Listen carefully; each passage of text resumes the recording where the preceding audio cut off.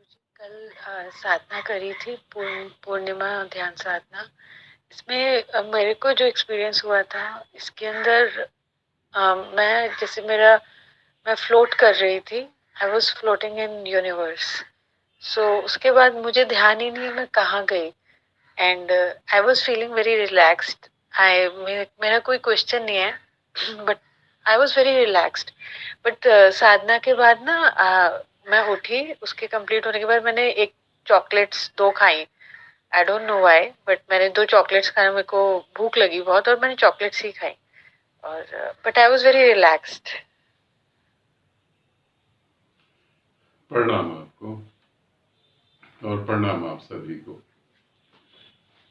जब हम साधना करते हैं और हमारे आसपास जो है ब्लैक मैजिक या तंत्र या कुछ भी ऐसी क्रियाएं हो रही होती हैं या हमारा घर का कोई भी सदस्य ऐसे जुड़ा होता है तो वहां पर बहुत सारी क्वांटिटी मतलब बहुत सारी क्वांटिटी में बहुत ज्यादा भूत प्रेत का वहां पे वास हो जाता है और वो चीजें कंटिन्यू अप डाउन करती रहती हैं।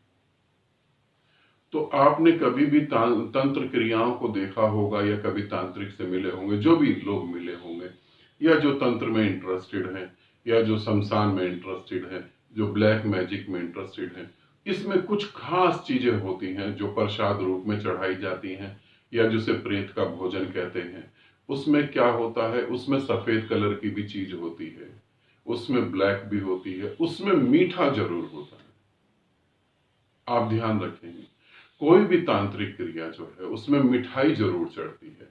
कोई भी ब्लैक मैजिक से रिलेटेड विधि जो होती है उसमें अधिकतर विधियों में मीठा जरूर चढ़ता है। अब मैं साधिका के बारे में बता रहा हूं, ये आपके साथ भी हो सकता है। जब हम साधना करते हैं और हम साधना करते हुए हवा में तैरने लगते हैं या पूरे यूनिवर्स में घूम रहे होते हैं या तैर रहे होते हैं, तो वहां पे साधना का अनुभव तो बहुत अच्छा होता है कि हम अपने भौतिक शरीर को छोड़कर और धरती को छोड़ के आकाश में घूम रहे हैं, पूरे ब्रह्मांड में इधर उधर भाग रहे हैं, मस्ती कर रहे हैं और बहुत लाइट फील होता है साधना से आने के बाद भी। मगर जैसे अभी मैंने एक और साधक के बारे में बताया कि ब्लैक मैजिक होता, तो कितनी भी साधना तुम कर लो, कितनी भी ऊंचाई तुम छू लो, मगर क्या होगा, फिर तुम नीचे आ जाओगे। तो यहां पर क्या होता है कि जब आपने इतनी ऊंचाई छुई, अब आप अपने भौतिक शरीर को छोड़कर अपने भौतिक शरीर को छोड़ के घूम रहे हैं और आसपास में तंत्र मंत्र जैसे कुछ चीजें हैं, कुछ ब्लैक मैजिक जैसा कुछ है।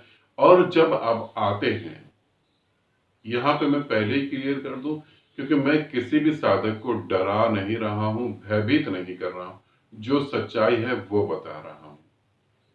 जब आप शरीर में वापस आते हैं तो उतने ही टाइम में जो है कोई दूसरी सूक्ष्म शरीर, कोई दूसरा सूक्ष्म शरीर आपके अंदर आकर और अपनी इच्छा को अभिव्यक्त करता है। तो जब आपका मीठा खाने का मन करता है और आपको नहीं पता कि ये क्यों कर रहा है, क्यों आपको क्यों नहीं पता कि ये क्यों कर रहा है, क्योंकि आपकी वो इच्छा है ही नहीं। आपको तो जब पता लगेगा ना, जब आपकी इच्छा होगी। कोई आया और उसने मेरे को कहा कि चलो मेरे साथ घूमने चलो, हम लोग गोवा जा रहे हैं। मेरी इच्छा होगी तो मैं जाऊंगा, मेरी इच्छा होगी तो मैं नहीं जाऊंगा। मगर किसी ने मुझसे पूछा ही नहीं और मुझे सीधा ही जो है फ्लाइट में बिठा दिया और मैं गोवा पहुंच गया, तो मैं यही कहूंगा मेरे को पता नहीं मैं गोवा कैसे पहुंच गया, क्योंकि मेरी तो थी नहीं इच्छा। तो जहां हमने मीठा खाया तो वो मेरी अपनी इच्छा नहीं थी, वो कोई और सूक्ष्म शरीर या भूत प्रेत मेरे शरीर में आकर अपनी इच्छा को पूरा करके चला गया। ऐसा अधिकतर होता है। तो जितने भी साधक जुड़े हुए हैं, जिनके ऊपर कुछ ऐसी क्रियाएं हुई हैं या जो दुर्भाग्य से कनेक्ट हो गए हैं या कुछ तंत्र मंत्र से फंस गए हैं, उन सभी साधकों को मैं ये कहना चाहूंगा कि बिल्कुल केयरफुली, बहुत केयरफुली तरीके से, बहुत सेफ होकर आप साधना करें। और साधना में ये बड़ी मजेदार बात है, जब आप जीवित गुरु के साथ जुड़ के साधना करते हैं तो छलांग तो बहुत ऊंची लग जाती है, मगर फिर हम वापस आ जाते हैं। तो फिर जैसे मैंने बताया, फिर कंटिन्यू गुरु से जुड़े रहें, या फिर अगर संभव हो तो कंटिन्यू अपने गुरु के साथ समय को बिताएं, तो ही आप इससे मुक्त हो पाएंगे। ठीक है, और परमात्मा हो जाएंगे। आनंदित रहें, सदा खुश रहें। बहुत बहुत प्रेम आप सभी को।